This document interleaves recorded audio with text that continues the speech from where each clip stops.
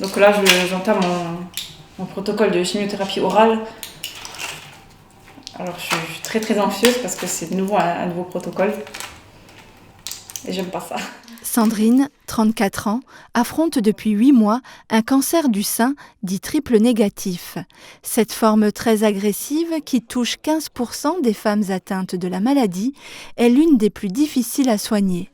Pour Sandrine, tout a commencé par l'apparition d'une petite boule dans son sein en fin d'année dernière. Cette boule avait la taille d'une, je dirais entre pois chiche et noisette, donc c'était assez petit, très mobile, donc vraiment ça faisait penser à un ganglion. Et donc je suis allée voir ma gynécologue qui ne s'est pas trop inquiétée, mais qui m'a quand même envoyé de suite faire les examens nécessaires, donc mammographie et échographie. Donc à l'échographie, on pensait à un fibroadénome, donc quelque chose de bénin, à vérifier quand même par une biopsie pour confirmer justement l'aspect bénin de ce nodule. À partir du moment où j'ai fait cette mammographie, je dirais 3 semaines plus tard, c'est passé d'un pois chiche à quelque chose de 10 cm.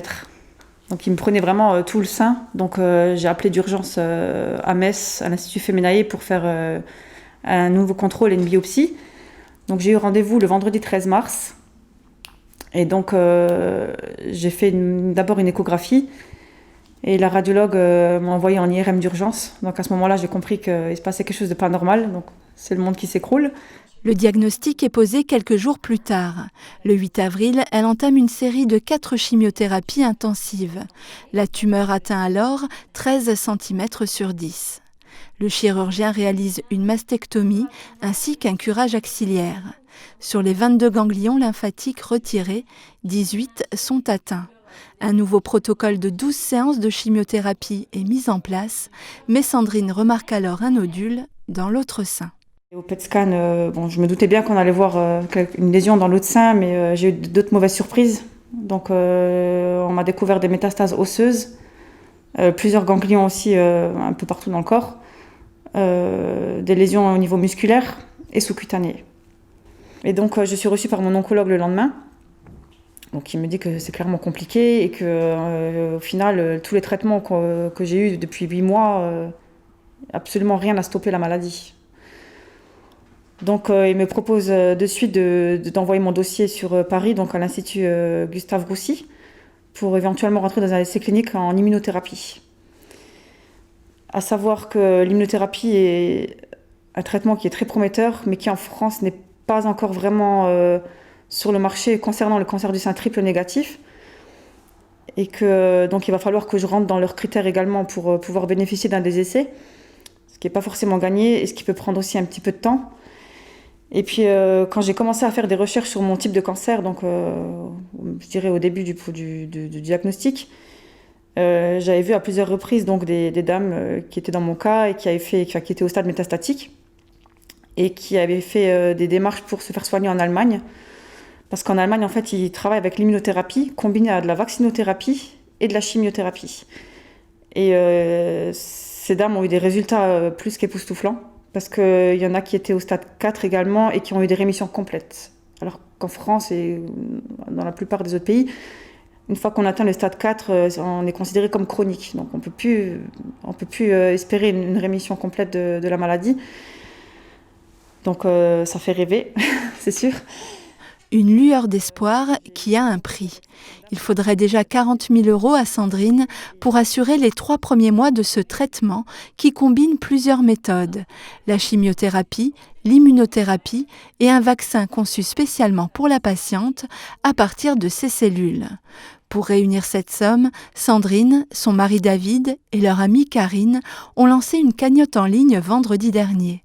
926 personnes y ont déjà contribué pour plus de 29 000 € et la somme grimpe d'heure en heure. Un élan de générosité qui les touche profondément. On est très bien entourés, très bien entourés par sa famille, par ma famille, par nos amis, par les gens plus ou moins proches et même des gens qu'on ne connaît pas, que je souhaiterais aussi remercier par rapport à la cagnotte qui a très bien démarré, qui nous permet d'entrevoir un espoir de guérison. Donc voilà, c'est tous les remerciements du monde. Et j'aurais jamais cru qu'il y aurait eu une mobilisation pareille. Et je vois que voilà, ça n'arrête pas, ça partage énormément. Beaucoup de gens de tous horizons qui vraiment, si ne peuvent pas participer financièrement, ne serait-ce que de partager l'information, c'est déjà énorme. Donc voilà, c'était un remerciement spécial pour ces personnes-là, de la part de moi, de ma femme et de ma fille, et de toutes nos familles, quoi, surtout parce que c'est vraiment quelque chose de très important pour nous.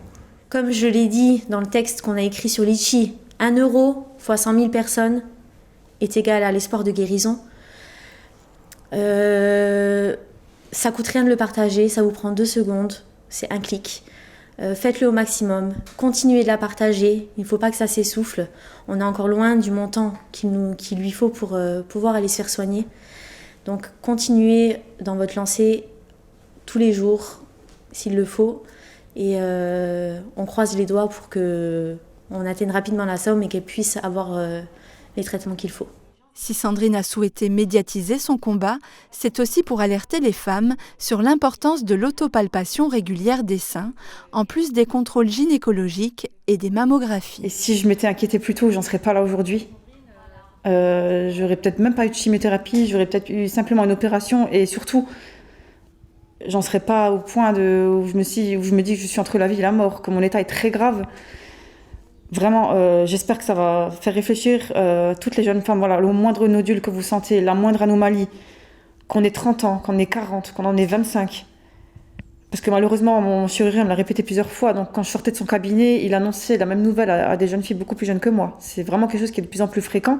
Peut-être pas les triples négatifs, mais les autres cancers du sein, donc dits hormonodépendants, qui sont vraiment de plus en plus fréquents de par plein de facteurs. N'hésitez pas à consulter. Même si c'est rikiki, même si ça a l'air bénin, il faut y aller parce que voilà, ça peut toucher tout le monde.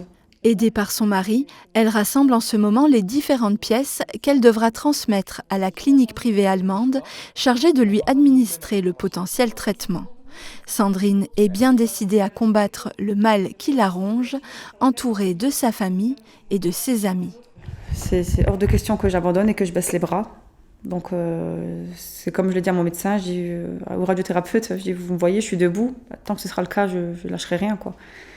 Et j'ai la chance d'avoir un oncologue avec qui ça se passe très bien et qui m'a dit aussi qu'il fera tout ce qui est en son possible pour me sauver. Et voilà, donc même sur le plan médical, je suis aussi bien entourée par de très bons médecins en qui j'ai confiance, avec qui ça se passe très bien et je sais qu'ils ne vont pas m'abandonner.